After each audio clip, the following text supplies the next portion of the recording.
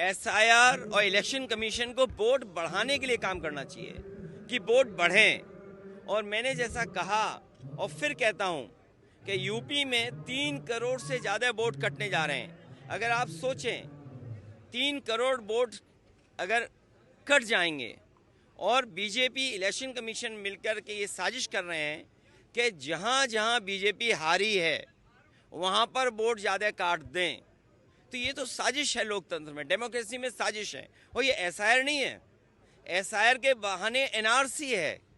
जो एनआरसी ये सीधी लागू नहीं कर सकते थे, वो एनआरसी लेकर के आए हैं। ये लोगों के कागज ढूंढवा रहे हैं। अगर कभी एनआरसी लागू तो कागज क्या देने पड़ेंगे? यही तो कागज देने पड़ेंगे। और फिर आप लोग तो एक उस शहर के जो टेक्नोलॉजी को समझते हैं, आधार को आधार ही नहीं मान रहे हैं।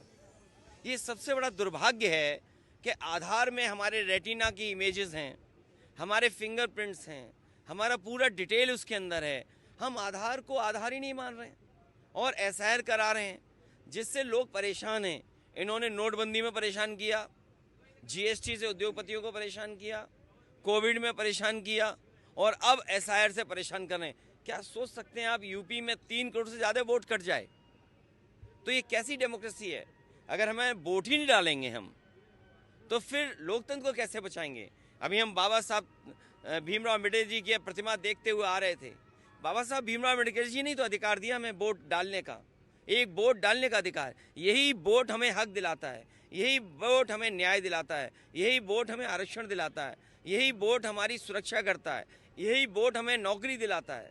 यही वोट है जिससे हम अपना गुस्सा सरकार के खिलाफ निकाल सकते हैं। ये वोट ही काट दे रहे हैं।